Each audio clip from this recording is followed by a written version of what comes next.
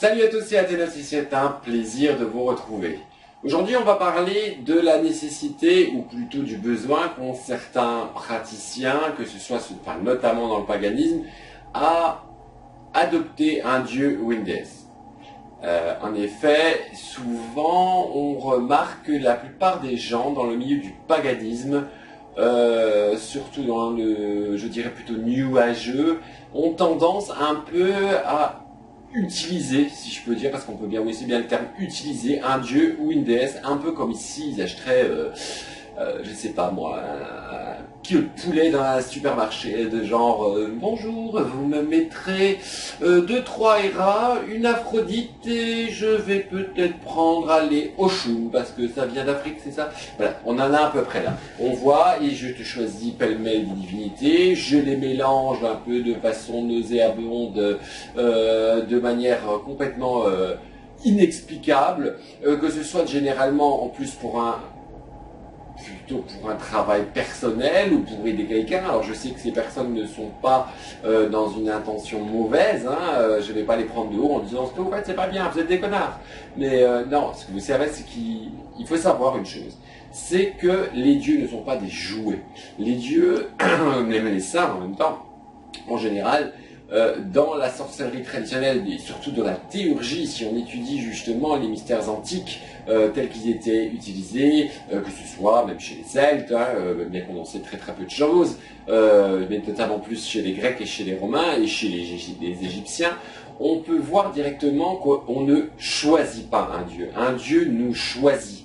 Et c'est ça la grosse différence. L'homme blanc, là je vais parler un petit peu comme un Indien ou un Africain, l'homme blanc a un principe vraiment de colonisateur, c'est-à-dire que moi, ben voilà, moi dans toute ma splendeur, je décide qui je veux utiliser et les dieux sont à mon service. Je trouve que Isis est chouette, donc je vais la prendre pour mes travaux, car je trouve que je suis attiré par l'Égypte et que Isis est très chouette. Un autre, non, moi je suis un homme. Moi, je suis vraiment, je porte les enclumes et j'ai choisi Cernos, dieu de la chasse, de la force guerrière, dieu de la virilité, car je suis un vrai homme. Et j'ai décidé, moi, parce que je suis un homme, de prendre Cernos, car il correspond à mes attentes. Eh bien non, ça se passe pas du tout comme ça. Je vous rappelle qu'on fait appel à des dieux qui seraient, s'ils existent, hein, encore une fois, est-ce que, comme me disait tout à l'heure, j'ai discuté avec ma grande prêtresse, les dieux sont des hommes immortels et les hommes sont des dieux mortels. Je ne sais plus qui c'est qui disait ça. Donc il faut respecter ces divinités dans toutes les traditions magiques, que ce soit Wiccan, que ce soit dans le vaudou, dans l'Umbanda, dans le Candomblé, dans la Santeria, dans beaucoup, même dans le Shinto, même on pourrait dire, hein, si on regarde certaines magies typiquement chinoises, on ne choisit pas les dieux, il faut d'abord le connaître. Et c'est pareil aussi même dans le houdou. C'est quoi cette espèce de suffisance qu'ont certains de penser qu'un dieu est à notre solde et qu'il attend, ben vraiment il est là, il attend, désespérément, que machin ou que bidule puisse le contacter. Non, les dieux en ont rien à foutre de l'être humain. Ça, il faut bien que vous mettiez ça en compte. Ils sont dans leur petit monde et ils en ont rien à péter. Après, ils se voient, et ils se voient, ça veut rien dire. Et après, j'arriverai. Après, tout au long des mythologies, des récits, on peut constater, et encore une fois, ce sont des récits faits par des hommes, que certains dieux choisissent quelqu'un en particulier, l'adoptent d'une certaine manière, ont un certain affect avec cette personne. Il faut savoir que quand vous utilisez, je dis encore utiliser des dieux, parce que c'est bien ça que certaines personnes le font, vous ne pouvez pas prétendre pouvoir utiliser un dieu, une divinité, sans le connaître. Donc, je prends un principe, parce que bon, tout le monde est beaucoup, et je le ressens, et je machin, et je channeling, et tout ce que tu voulais, des affinités avec le dieu Cernudos. Prenons ça, je suis attiré par les Celtes et par Cernudos, car je sens quelque chose, j'ai rêvé plusieurs fois de lui, je le ressens, j'ai trouvé des signes dans la nature, je sais pas, moi, plein de choses qui pourraient vous faire ressentir qu'il pourrait être un de vos dieux tutélaires. Eh bien, c'est très simple. Avant de pouvoir, si ce n'est que lui demander quelque chose, il faut le connaître. C'est un peu comme si vous vous retrouveriez, bien sûr, si vous vous trouvez dans la rue, vous avez besoin de, je prends un exemple, hein, vous avez besoin de 1000 euros pour payer votre loyer, vous voyez un étranger, vous dites salut, tu me donnes 1000 euros? Ça ne viendrait pas à l'esprit. Pourquoi donc alors vous faites pareil avec des divinités? Donc on revient à notre Cernunnos. Bien sûr, chaque dieu a été prié, a eu des couleurs qui lui correspondent, des jours, des offrandes, et qui ont changé à travers les peuples aussi. Je prenais Cernunnos, mais le Cernunnos antique, je dirais, si on peut encore retrouver sa trace, bien qu'on pense que c'est un des plus anciens dieux, du moins de nos contrées, il était certainement honoré d'une certaine manière par certains peuplades, par d'autres d'une autre manière, et encore selon les ethnies ou les groupes, je ne sais pas, chacun avait sa manière à elle de concevoir et d'approcher cette divinité. Donc, il faut pouvoir amadouer un petit peu ce Dieu, c'est-à-dire se présenter. Il y a tout un travail de dévotion qui se fait. Il faut savoir aussi que adopter, encore une fois, c'est plutôt nous qui sommes adoptés que nous qui l'adoptons, à une divinité, ça prend du temps. C'est un peu comme de la drague, en fait, c'est exactement ça. Il faut, voilà, on se présente, on commence à se connaître, est-ce que les énergies passent, est-ce qu'elles ne passent pas. C'est un peu comme dans la vie de tous les jours, hein. Vous pouvez trouver une bonne femme super belle, celle-là, c'est la mère de mes enfants, je lui ferai l'amour tous les jours et je lui ferai 36 marmots. C'est pas pour ça qu'elle va vous dire oui. Donc, dans le même exemple, peut-être un peu grossier, c'est pareil. Il faut commencer à rassembler des informations par rapport à cette divinité. Si vous n'avez pas la chance de, et là je parle pour les éclectiques, si vous n'avez pas la chance de faire partie d'un coven, ou d'un groupe, d'une loge, un grotto, une clairière, ce que vous voulez, commencez à vous renseigner au niveau de l'histoire. Quelles ont été les dernières recherches archéologiques? Qu'est-ce qu'on a retrouvé par exemple sur les temples? Ceux qui s'intéressent aux divinités grecques par exemple, ou même égyptiennes, on peut retrouver des traces de temples. Comment était situé ce temple? Où était le naos, c'est-à-dire l'endroit où était l'endroit le plus sacré, où était disposée la divinité? Quelle forme pouvait-elle avoir? Je prends par exemple dans un des cultes d'Athéna, où il y avait une statue majestueuse, faite d'or, d'ivoire, etc. Mais c'était pour le public. La vraie statue divine, entre guillemets, celle qui abritait le daimon, non pas le démon, le daimon, c'est-à-dire l'esprit de la divinité qui faisait un peu l'intermédiaire entre cette divinité et nous, c'était simplement une petite statue de bois, encore grossièrement sculptée d'après ce que l'on sait, d'après les textes, qui avait été préparée d'une certaine manière, baignée dans la mer, etc. Donc voilà, c'est ça qui est intéressant. Si vous vous intéressez à une divinité, ne faites surtout pas les prisons de Dieu, à dire voilà, j'ai installé un hôtel pour Isis, Minos ou Tartampion, et obéis-moi, apporte-moi de la richesse, apporte-moi de l'argent, et fais que Géraldine m'aime, et que Christophe tombe à mes genoux, etc. Ça ne marchera pas.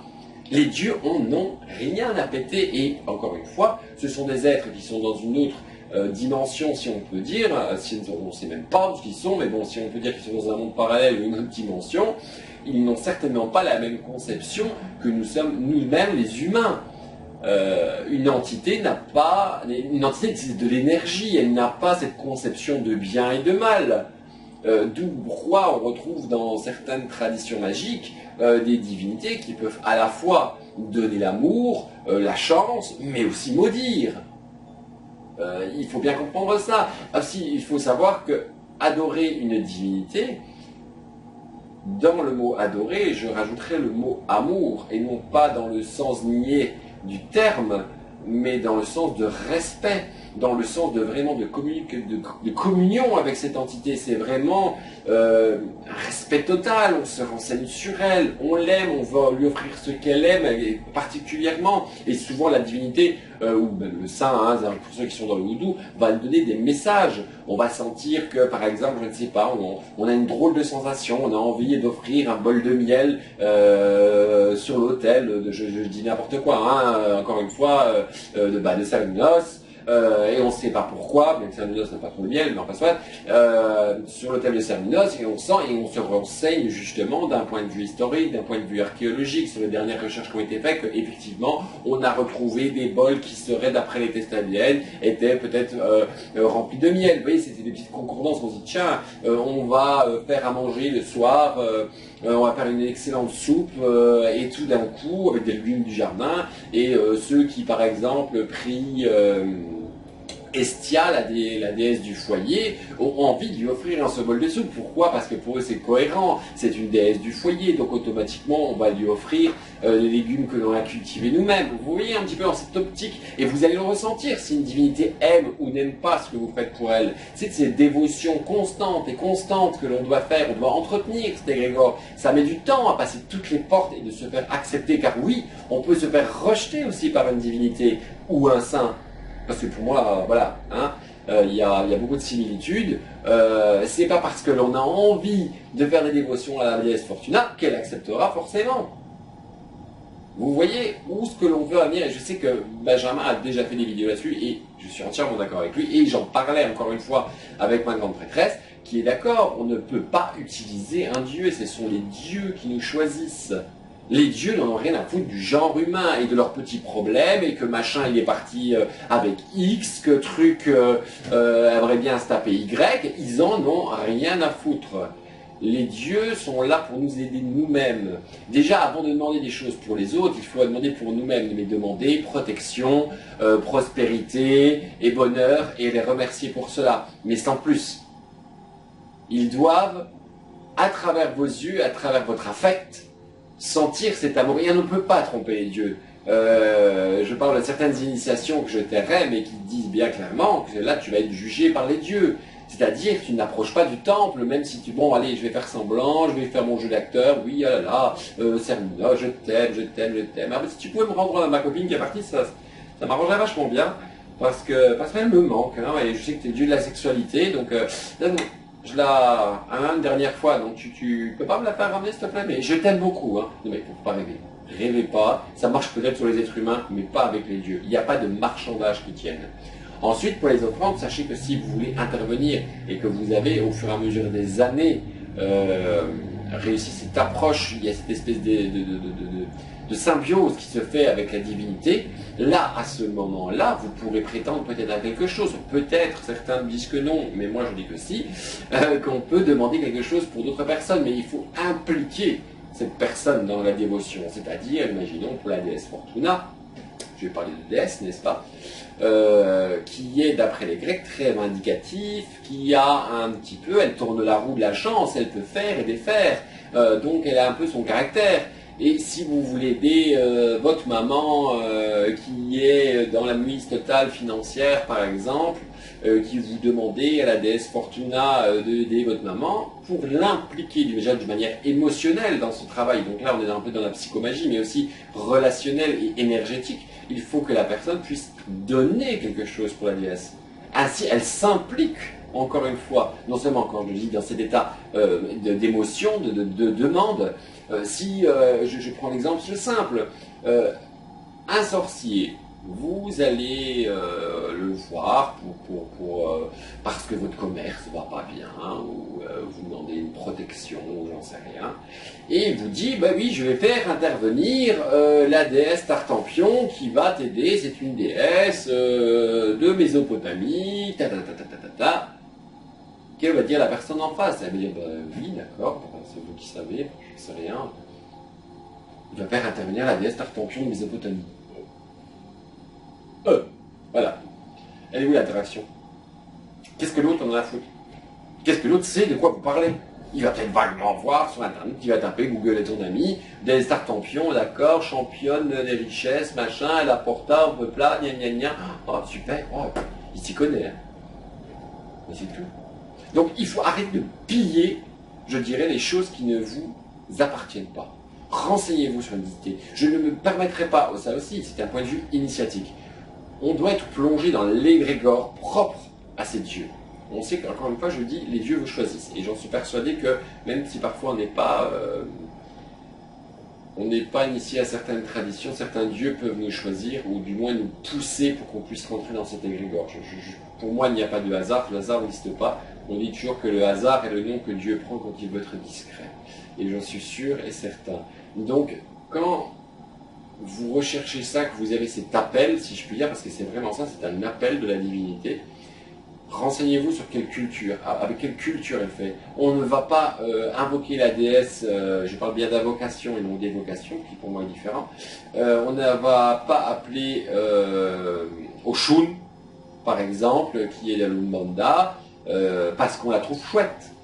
Non, il faut avoir été initié, il faut voir, être béni dans cet égrégore, connaître ses offrandes, et c'est par cette initiation. Je vois dans la Wicca occidentale luciférienne, par exemple, régulièrement, on entretient l'égrégore, de par les rituels, bien entendu, mais aussi par de ce, entre guillemets, culte au Dieu. On voit quel est celui qui nous répond le plus. On ne peut pas avoir une pléiade de divinités. Moi-même, par exemple, dans le houdou, et là je prends dans le houdou, à un moment, j'avais une amie qui se moquait de moi parce que, au tout début, j'étais dans le houdou, je testais des saints.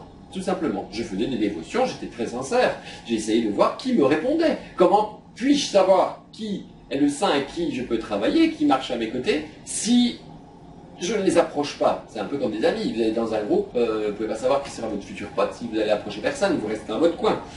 Donc, c'est pareil, j'ai fait des dévotions, je vous parle de Marie Laveau, parce qu'à un moment c'était la grosse fête, youpi, il y a American Horror Story, c'est la fête, tout le monde est vaudouisant, tout le monde est mambo, et tout le monde fait du vaudou. Et il s'appelle Marie Laveau, et c'est la réincarnation de Marie Laveau, et puis d'autres conneries que j'ai déjà vues.